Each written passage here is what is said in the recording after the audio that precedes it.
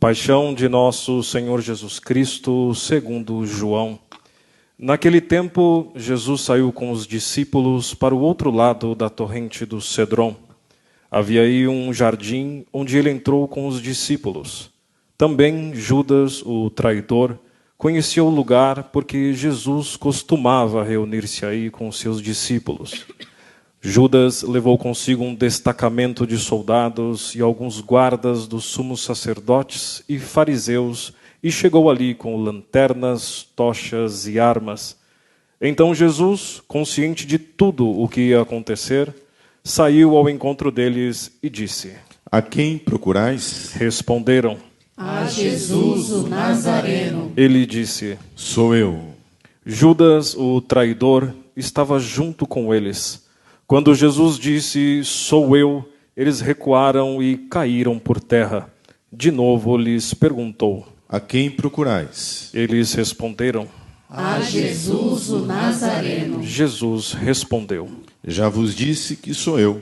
Se é a mim que procurais, deixai que estes se retirem. Assim se realizava a palavra que Jesus tinha dito: Não perdi nenhum daqueles que me confiaste. Simão Pedro, que trazia uma espada consigo, puxou dela e feriu o servo do sumo sacerdote, cortando-lhe a orelha direita. O nome do servo era Malco. Então Jesus disse a Pedro: Guarda tua espada na bainha. Não vou beber o cálice que meu pai me deu? Então os soldados, o comandante e os guardas dos judeus prenderam Jesus e o amarraram. Conduziram-no primeiro a Anás, que era sogro de Caifás, o sumo sacerdote naquele ano. Foi Caifás que deu aos judeus o conselho: é preferível que um só morra pelo povo. Simão Pedro e um outro discípulo seguiam Jesus. Esse discípulo era conhecido do sumo sacerdote e entrou com Jesus no pátio do sumo sacerdote. Pedro ficou fora, perto da porta. Então o outro discípulo, que era conhecido do sumo sacerdote, saiu, conversou com a encarregada da porta e levou Pedro para dentro. A criada que guardava a porta disse a Pedro: Não pertences também tu aos discípulos desse homem? Ele respondeu: Não. Os empregados e os guardas fizeram uma fogueira e estavam se aquecendo, pois fazia frio. Pedro ficou com eles, aquecendo-se. Entretanto, o sumo sacerdote interrogou Jesus a respeito de seus discípulos e de seu ensinamento. Jesus lhe respondeu: Eu falei às claras ao mundo, ensinei sempre na sinagoga e no templo, onde todos os judeus se reúnem. Nada falei às escondidas. Por que me interrogas? Pergunta aos que ouviram o que eu falei. Eles sabem o que eu disse. Quando Jesus falou isso, um dos guardas que ali estava deu-lhe uma bofetada, dizendo: É assim que respondes ao sumo sacerdote? Respondeu-lhe Jesus: Se respondi mal, mostra em quê. Mas, se falei bem, por que me bates? Então Anás enviou Jesus amarrado para Caifás, o sumo sacerdote. Simão Pedro continuava lá, em pé, aquecendo-se. Disseram-lhe: Não és tu também um dos discípulos dele? Pedro negou. Não. Então um dos empregados do sumo sacerdote, parente daquele a quem Pedro tinha cortado a orelha, disse: Será que não te vi no jardim com ele? Novamente Pedro negou, e na mesma hora o galo cantou. De Caifás levaram Jesus ao palácio do governador. Era de manhã cedo. Eles mesmos não entraram no palácio para não ficarem impuros e poderem comer a Páscoa. Então Pilatos saiu ao encontro deles e disse: Que acusação apresentais contra este homem? Eles responderam: Se não fosse malfeitor, não o teríamos entregue a ti. Pilatos disse: Tomai-o vós mesmos e julgai-o de acordo com a vossa lei. Os judeus lhes responderam: Nós não podemos condenar ninguém à morte. Assim se realizava o que Jesus tinha dito, significando de que morte havia de morrer. Então Pilatos entrou de novo no palácio, chamou Jesus e perguntou-lhe: Tu és o rei dos judeus? Jesus respondeu: O meu reino não é deste mundo. Se o meu reino fosse deste mundo, os meus guardas teriam lutado para que eu não fosse entregue aos judeus. Mas o meu reino não é daqui. Pilatos disse a Jesus.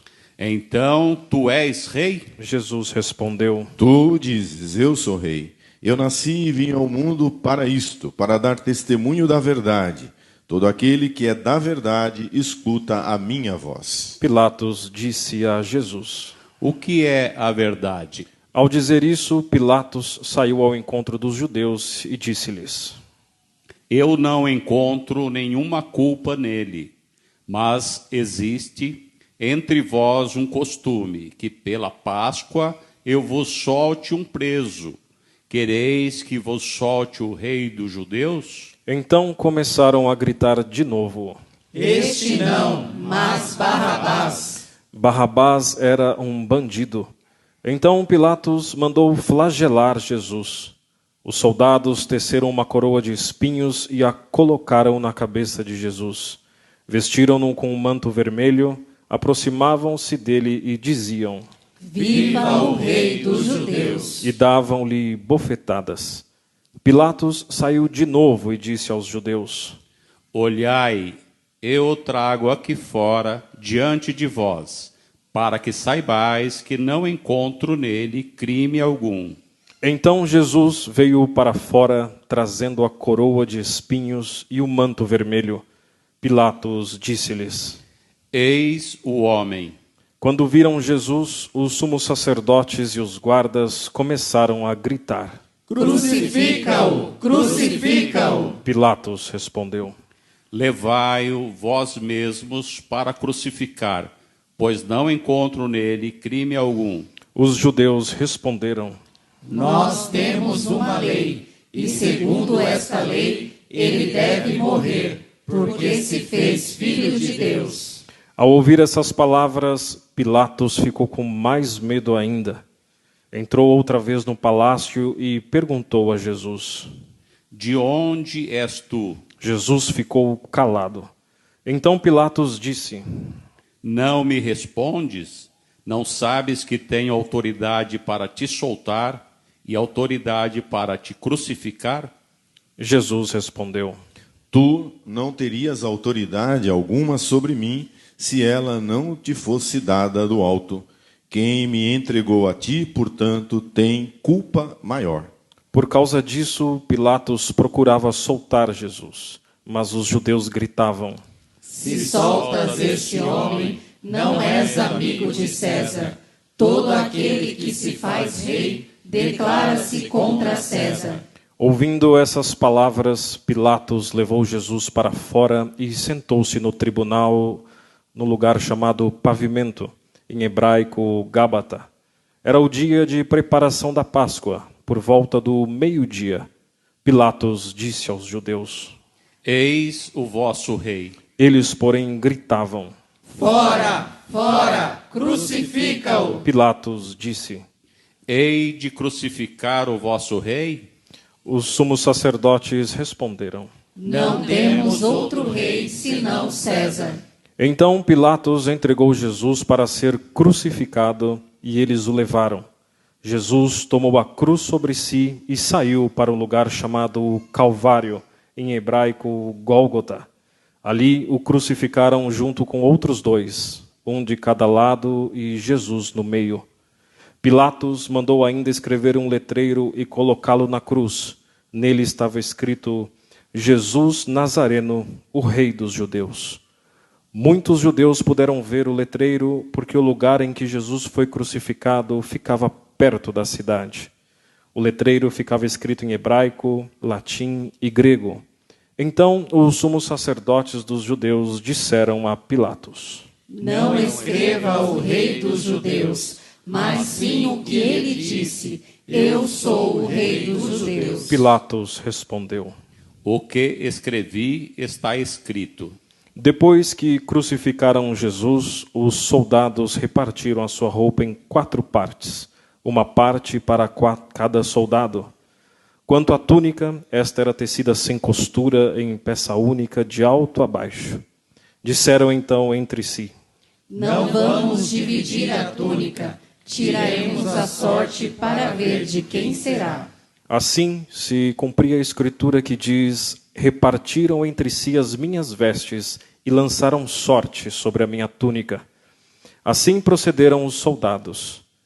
Perto da cruz de Jesus estava de pé a sua mãe, a irmã da sua mãe, Maria de Cleofas, e Maria Madalena. Jesus, ao ver sua mãe e ao lado dela o discípulo que ele amava, disse à mãe: Mulher, este é o teu filho. Depois disse ao discípulo: Esta é a tua mãe. Dessa hora em diante, o discípulo a acolheu consigo. Depois disso, Jesus, sabendo que tudo estava consumado e para que a Escritura se cumprisse até o fim, disse: Tenho sede. Havia ali uma jarra cheia de vinagre. Amarraram numa vara uma esponja embebida de vinagre e levaram-no à boca de Jesus. Ele tomou o vinagre e disse: Tudo está consumado. E, inclinando a cabeça, entregou o Espírito.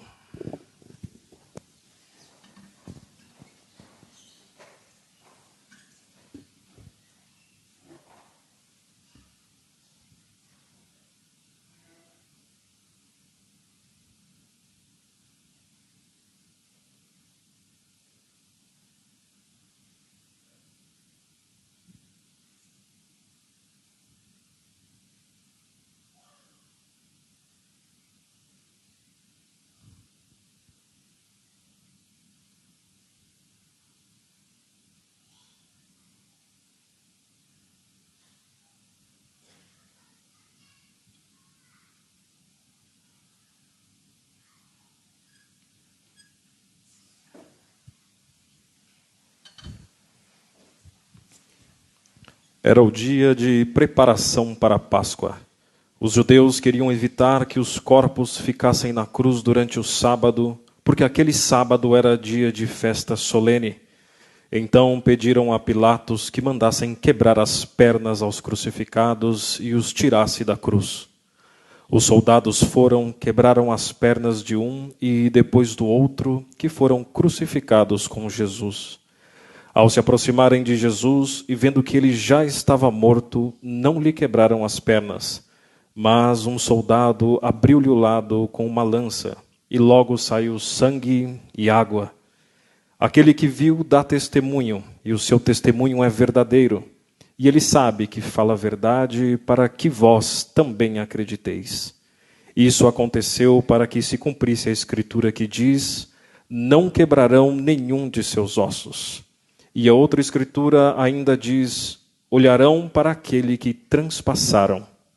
Depois disso, José de Arimateia, que era discípulo de Jesus, mas às escondidas por medo dos judeus, pediu a Pilatos para tirar o corpo de Jesus. Pilatos consentiu. Então José veio tirar o corpo de Jesus.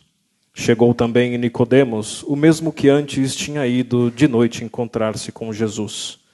Levou uns 30 quilos de perfume feito de mirra e aloés. Então tomaram o corpo de Jesus e envolveram-no com aromas em faixas de linho, como os judeus costumavam sepultar.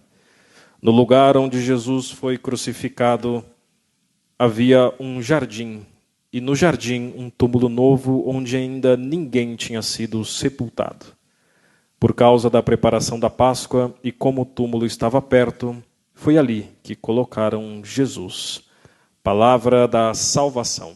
Glória a vós, Senhor.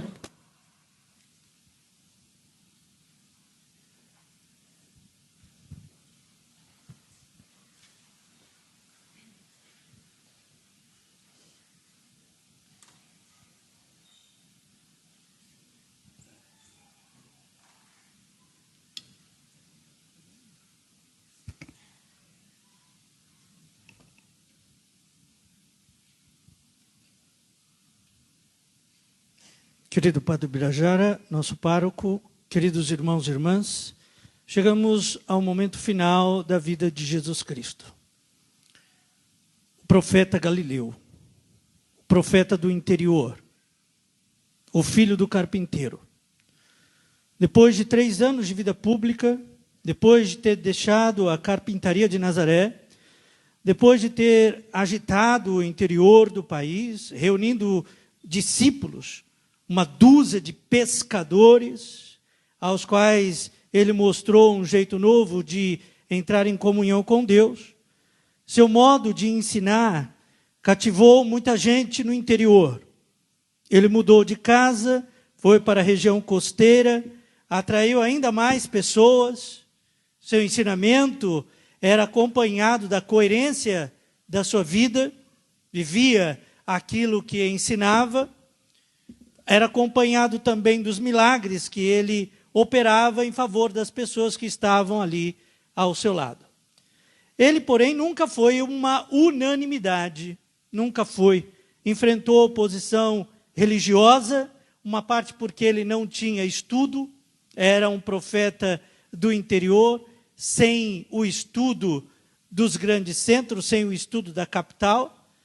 Foi alvo de inveja, enfrentou oposição também política. Uma parcela do povo quis transformá-lo num líder político, num rei. Ele rejeitou prontamente essa ideia, nunca deu margem para que isso acontecesse.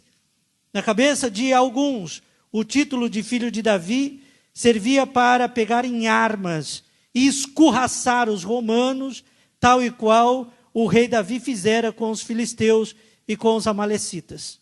Um rei guerreiro e vencedor era o que estava na cabeça de uma parte daqueles que estavam seguindo Jesus.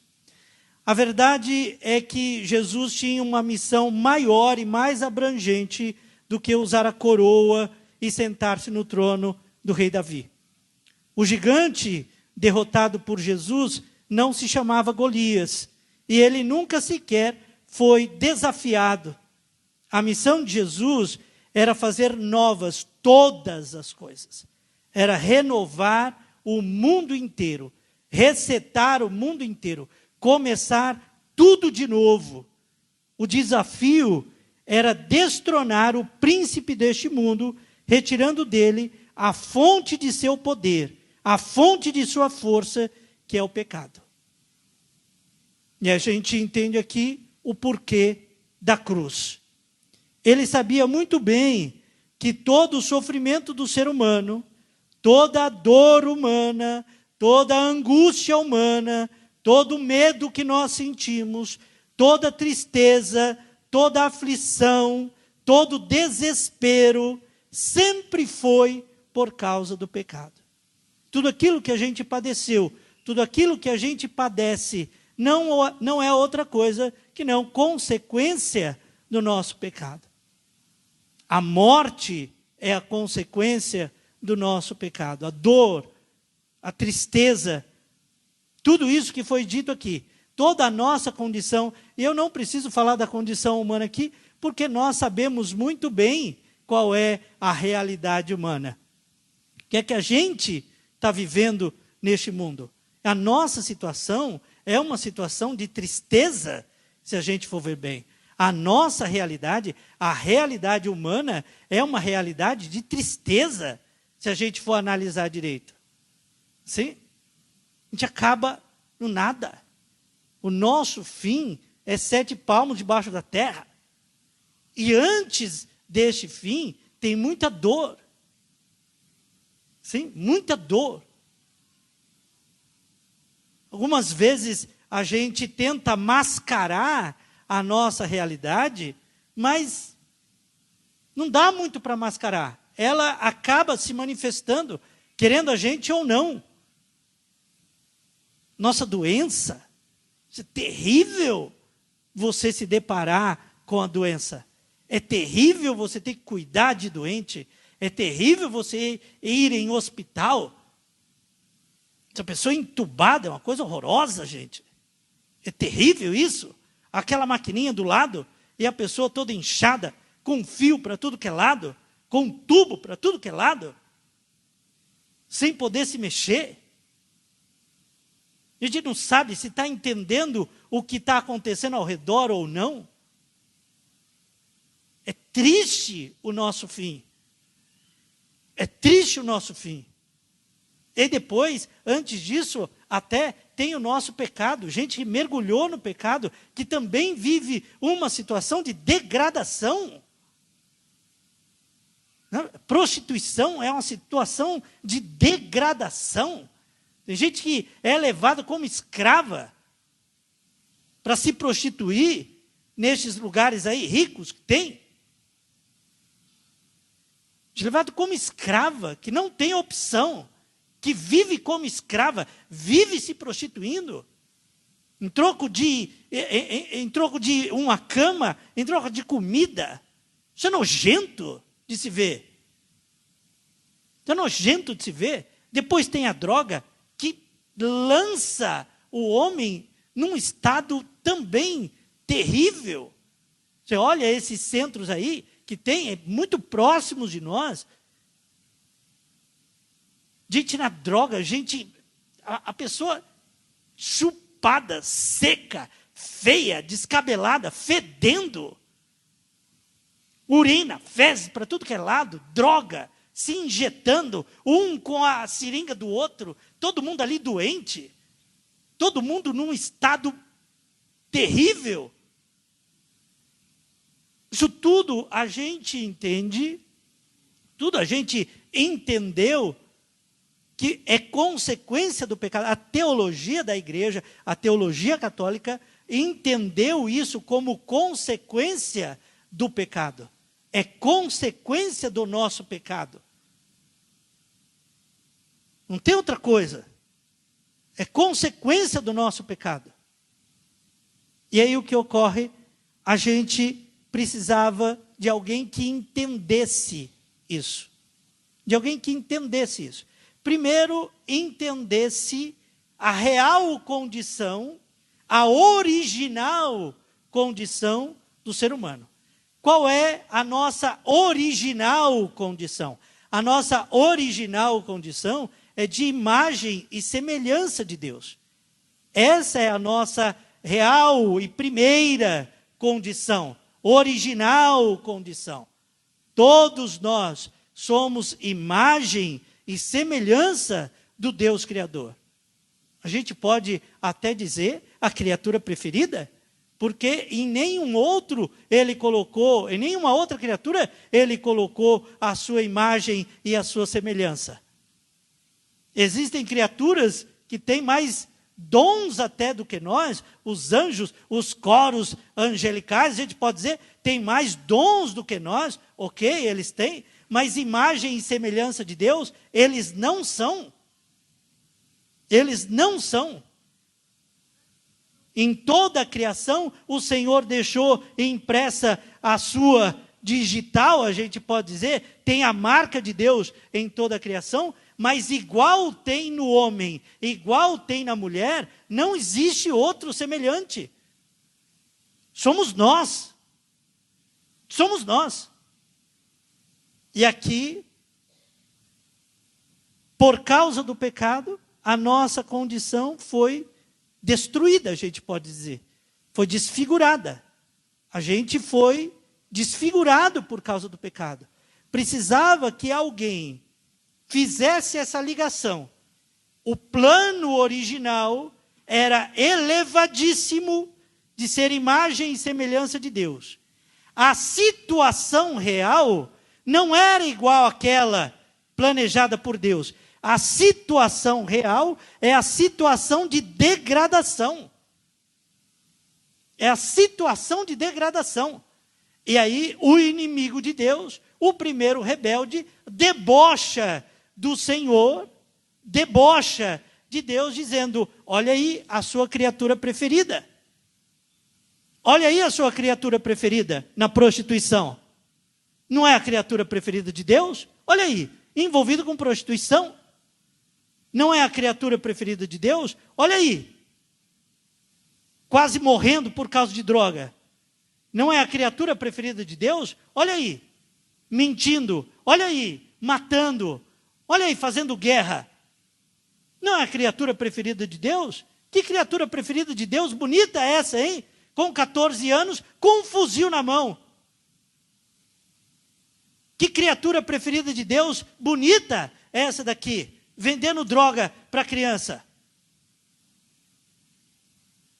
Que criatura preferida, bonita é essa daqui, traficante, ladrão, assassino, escravizando os outros. Essa é a criatura preferida de Deus? E Deus sempre ouvindo o mesmo deboche de seu inimigo. Na verdade, aquela frase de Pilatos, outra coisa não é que retratar a condição humana. É a condição humana que está desfigurada. É a condição humana que foi jogada no lixo, pisada, humilhada. É a condição humana que foi totalmente pisada. E aí precisava que alguém descesse até onde estava a condição humana, até onde estava o último do ser humano, resgatasse este ser humano do chão e visse de novo nele a foto de Deus. Porque é isso que nós somos, a foto do Senhor, a imagem e a semelhança do Deus vivo. Precisava de alguém que descesse até o mais profundo da humilhação para resgatar de novo, visse valor na foto amassada, visse valor no homem humilhado, na mulher humilhada, visse valor em cada um de nós. Olhasse direitinho, eu não vou deixar essa situação permanecer. Vamos resgatar, vamos trazer de volta o brilho, vamos trazer de volta o esplendor, vamos colocar a mulher de volta no lugar onde ela merece estar, lá em cima, ao lado de Deus. Vamos resgatar o homem ao lado do Senhor, onde ele merece estar, porque ele foi criado para estar junto de Deus. Ele foi criado para conviver ao lado do Senhor. Ele não foi criado para estar explorando, para estar matando, para estar violentando. Ele não foi criado para isso. Nós não fomos criados para o sofrimento. Nós não fomos criados para a morte. Nós não fomos criados para o pecado. Precisava de alguém que, conhecendo o plano original, visse na nossa realidade um campo de missão. E foi exatamente isso que o servo sofredor veio fazer. Ele veio resgatar. E por isso que ele precisava descer ao mais profundo. Por isso que ele precisava ir ao mais profundo, nas profundezas da nossa miséria.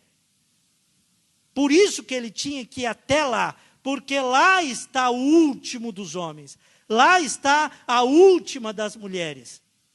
Lá estamos todos nós, nas profundezas do pecado.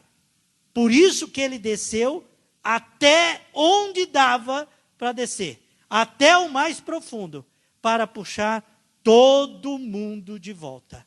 Para resgatar todo mundo de volta.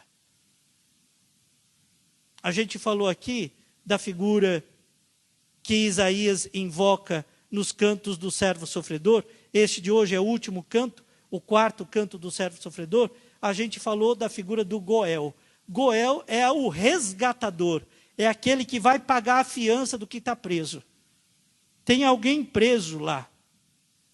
Olha aqui quem está preso. Tem alguém acorrentado lá embaixo. Olha aqui quem está acorrentado lá embaixo. Sou eu que estou acorrentado lá embaixo, no meu vício. Sou eu que estou acorrentado na minha ruindade. Sou eu quem está acorrentado no meu ódio. Sou eu quem está acorrentado no pecado. Sou eu quem está acorrentado no jogo. Sou eu quem está acorrentado. Acorrentado sou eu. Eu sou o Barrabás acorrentado. Sou eu o Barrabás acorrentado.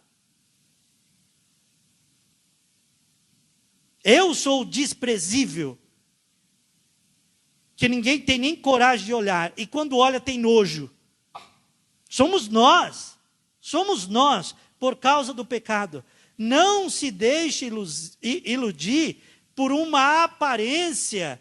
A gente consegue se dar, não se deixe iludir por uma aparência que a gente consegue colocar, tentando mascarar a nossa real condição. A nossa real condição é que nós somos uma massa de condenados. Antes de Cristo, nós éramos uma massa de condenados.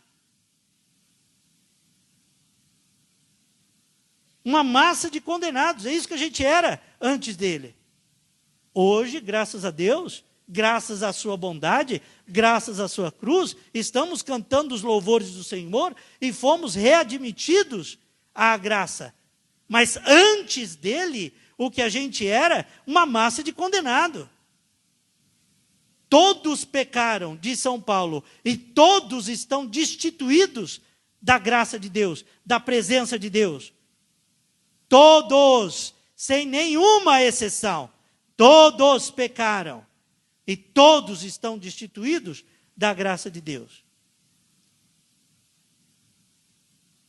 Bendito seja Jesus Cristo, que viu valor nessa massa de escravos condenados, que éramos nós.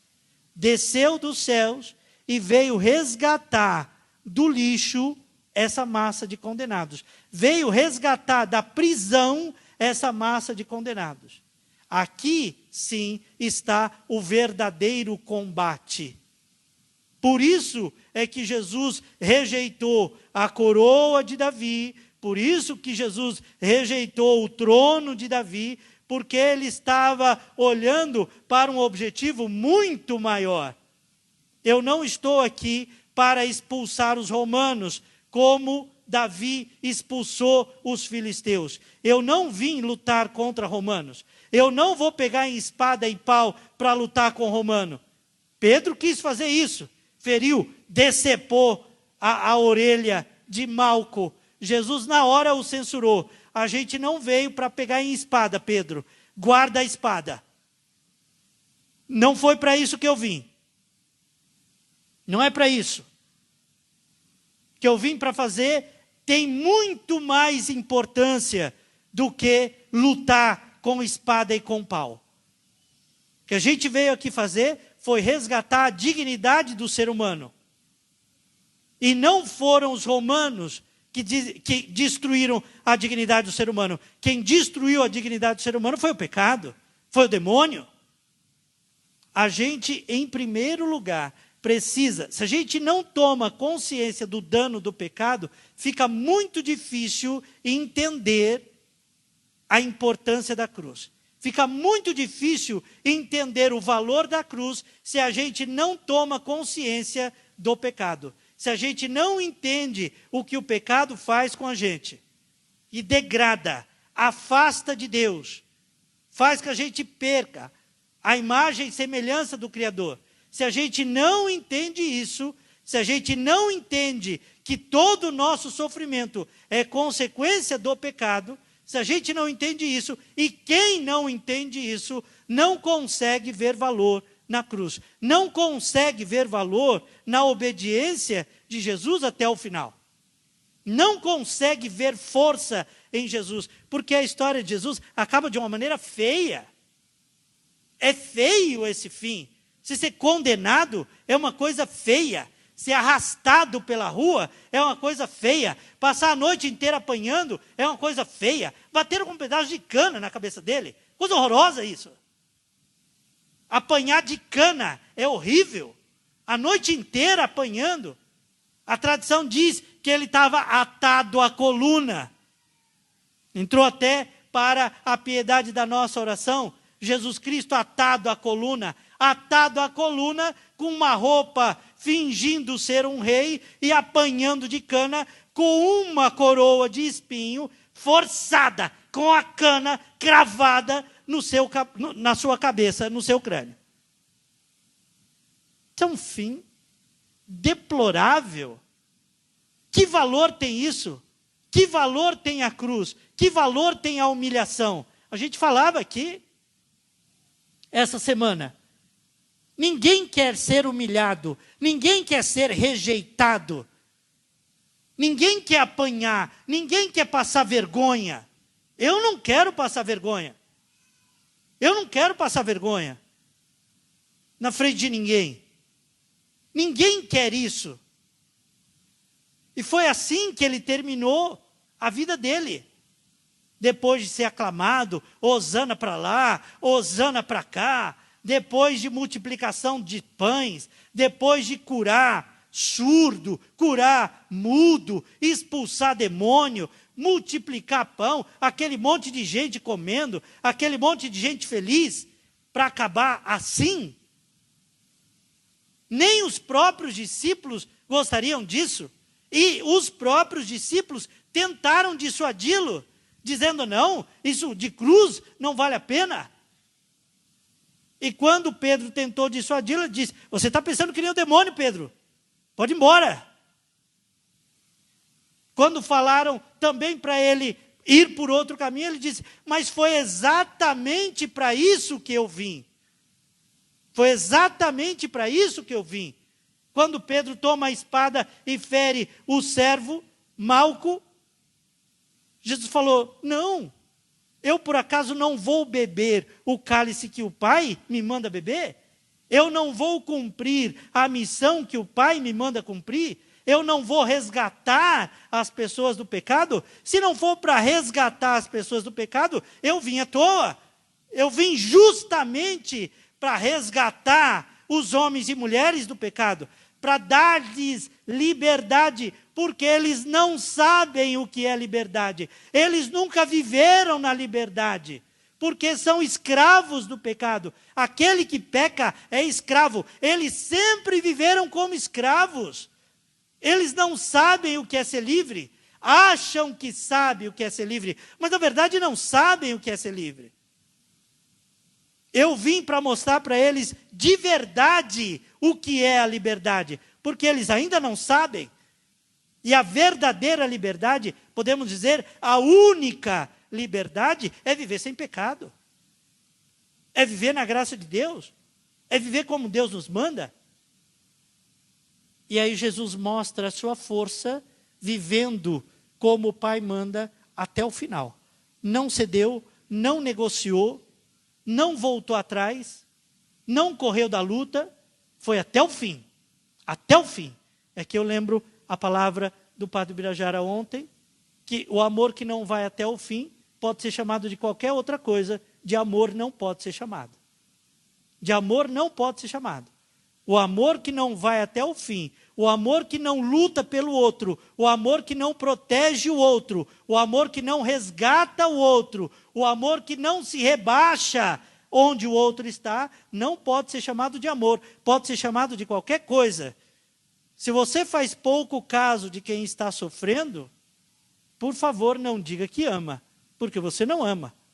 Se você despreza aquele que está humilhado, por favor, não diga que ama, porque você não ama. Isso não é amor. Ele veio para nos resgatar quando a gente não valia nada. A gente não valia nada. E aí, ele quis imitar o nosso não valer nada. Ele imitou e aprofundou. Foi ao máximo do nosso não valer nada. Foi ao máximo. O padre ontem falou de se fazer escravo. A função do escravo é lavar o pé do Senhor quando o Senhor chega. Do escravo mais raso. Jesus desceu abaixo do escravo mais raso. Porque o condenado à morte é pior que o escravo. O escravo ainda você pode negociar e ainda você pode lucrar com o escravo. O condenado à cruz, nem isso você pode fazer. Vale menos, o condenado à cruz, vale menos do que o pior escravo, do que o escravo mais raso que existe. E foi assim que ele terminou os dias dele. Agora aqui, eu repito a pergunta da primeira leitura. Quem foi que deu valor a isso? Quem foi que deu valor a isso? Quem deu valor a essa humilhação? Quem foi que deu valor ao homem escravizado? E depois, quem foi que deu valor à cruz de Cristo? A gente pensa que ele foi um castigado, um humilhado, um chagado, um rejeitado, quando na verdade ele estava pagando a nossa conta. Na verdade mesmo, enquanto ele estava sendo humilhado, ele estava pagando a minha conta. A conta era minha, a dívida era minha, o pecado era meu. Sim? Ele foi e pagou. Eu estou pagando para esse padre sair livre. Pode deixar ele sair andando. Pode ir embora. Você está livre, não deve mais nada, eu paguei sua conta. Isso ele fez com Barrabás. Barrabás, pode ir livre, eu paguei tua conta. Quem vai morrer sou eu, você pode sair andando. Está livre, pode ir embora. Isso ele fez com Barrabás, isso ele fez com cada um de nós. A gente não pode não dar valor. A gente não tem como não dar valor. Se a gente está aqui hoje, é porque a gente dá valor. É porque a gente dá valor. E precisamos crescer ainda mais neste reconhecimento, precisamos crescer ainda mais nesta gratidão, precisamos crescer ainda mais neste dar valor, neste valorizar aquilo que Cristo fez pela gente. Na missa de amanhã, a ressurreição, vigília pascal, a gente vai ver qual foi a palavra final. Por enquanto, na sexta-feira, a palavra final é a vergonha. Por enquanto, na sexta-feira, a palavra final é a humilhação. Mas a gente sabe que a vergonha e a humilhação dele são a causa da nossa liberdade. Eu saí livre, não é assim? Estou aqui, tranquilo, mas alguém pagou minha conta. Alguém pagou minha conta. Eu me apresento na frente de todo mundo, não é assim? E nem dá para ver, né, que eu sou um devedor. Nem dá para ver. Mas eu sei que se eu estou livre, é porque alguém pagou. Alguém entrou no meu lugar na hora da dívida. Você não precisa mais pagar não, pode ficar tranquilo, eu paguei. Que Deus nos abençoe, que Deus nos guarde, que Deus nos proteja e que a gente possa reconhecer e agradecer. Reconhecer e agradecer aquilo que a gente recebeu. Por favor, ingratidão, não. Por favor, ingratidão, não. Vamos reconhecer. Se eu estou livre, se eu estou bem, é porque o Senhor agiu em meu favor. Se eu estou livre, se eu estou andando, se eu fui poupado, é porque alguém foi para o sacrifício no meu lugar. Deus abençoe sua casa, Deus abençoe a sua família, Deus proteja o seu casamento, Deus proteja os seus filhos, Deus abençoe a sua vida profissional. Deus abençoe tudo aquilo que você estiver envolvido. Mas saiba que você foi libertado. Você era um escravo que foi libertado. Você era uma escrava que foi libertada. A sua real condição é essa. Uma escrava que foi libertada. E depois de ter sido libertada, foi enfeitada e chamada de filha. Mas a sua condição primeira foi essa daqui. Louvado seja Deus que veio ao nosso encontro e nos libertou. Nos libertou do pecado e nos libertou da morte pela sua fidelidade, pela sua cruz, pela sua morte e depois pela sua ressurreição. Em nome do Pai, do Filho e do Espírito Santo. Amém.